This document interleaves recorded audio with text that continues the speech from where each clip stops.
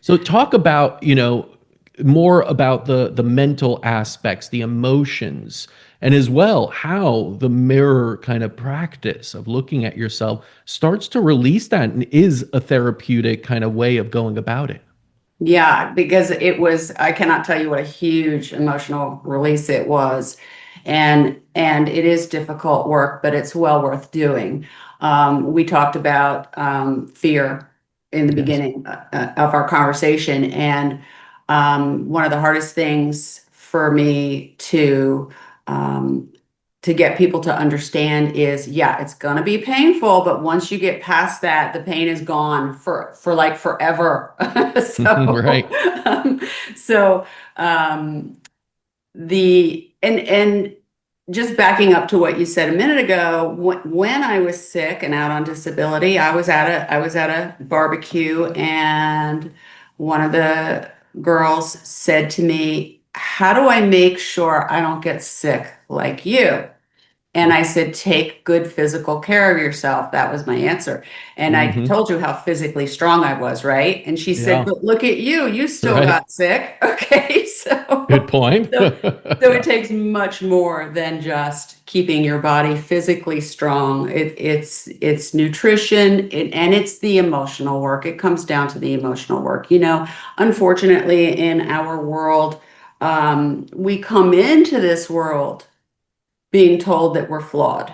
Hmm. Okay, you have sin on you were born a sinner. All right, so that's the first thing they tell you, right? Yeah. As soon as you can start to listen, they tell you, well, you were flawed when you got here. So there's a lot to clean up, and once I changed careers and I pursued this career to help people get well, my clients helped teach me a lot. And I was working with a client who had had a physical trauma. And I said, well, I need to learn all that I can about trauma. So I read the book, The Body Keeps the Score by Bessel van der Great. Kolk. He's the leading trauma expert in like the world. Hmm. And when you read that book, you instantly realize that trauma, domestic trauma, outnumbers military trauma Hmm. by a lot. And so you might be sitting there going, well, I had a rough childhood, but I wouldn't necessarily consider myself traumatized. Well, let me tell you what, when your father beat you with that belt to the Hmm. point of leaving marks on your body, that was trauma. There's no getting around that. But we grow up and we just say, well, that was a normal part of everybody was beat, right? Right. Everybody was beat, or that teacher telling you that you're stupid. Okay, and on and on. I could go on and on. So a lot of people are walking around traumatized and they don't even know it. Yeah. Okay, but eventually, it has the potential to catch up with you and affect your health. Because once again, when you're traumatized, van der Kolk describes it as unresolved trauma keeps you locked in to a state of fight or flight. Hmm. And as we discussed earlier, that means your body is producing adrenaline and cortisol. It's damaging your body and it's turning off your immune system. So it's really important to address those traumas. In addition to that, self-esteem, having healthy boundaries, Hmm. and for anybody who's been traumatized, there's a good possibility you've got poor boundaries, you've got Yeah. boundary issues. And that's an ongoing process. We all have to work on our boundaries every single day Yes. and make them better and better. Um, so again, when a client comes to me, we break down everything. We look at everything and we try to heal each individual thing as we go along. Yeah, and I noticed in the book you bring up traumas that many people probably wouldn't associate with or even understand, like generational trauma, right? Generational Or trauma. or the childhood trauma that you just don't remember, right? You were Yeah. too young for your conscious mind to remember, but it's stored. And maybe it created a belief system, you're not good enough, you're not this, anything that is now leading you. Because I see so many patients out there doing what seems like everything right, They're taking care of the body, they're going to mindfulness things, they're eating right, they're working with good practitioners. But somehow something is still missing, right? And I truly believe there is a belief system and some trauma that they don't even can't even remember or pick up on. Because generational, and maybe you could talk about that a little bit, it's not something that you did even, right? It wasn't even Right. from you in a sense. It just passed along. Because I sometimes, look at this. My parents came from Poland. Their parents were from World War II. They were in concentration camps. They were absolutely living in fear and just terrible times back then in World War II. And you wonder, how does that impact a whole generation of Poles at the time, of people of that time?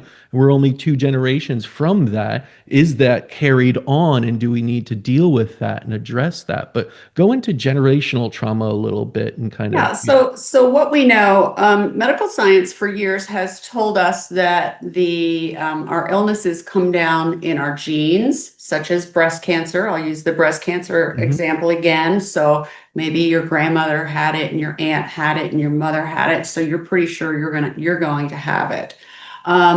What we know now through epigenetics is it's not in the gene. It's in the emotions that are attached to those genes that trigger the response. So there's generational trauma coming down the line. It's the trauma that's getting passed down that's turning the expression of the gene on to produce the illness. Mhm. And we have numerous examples. World War II is an excellent example.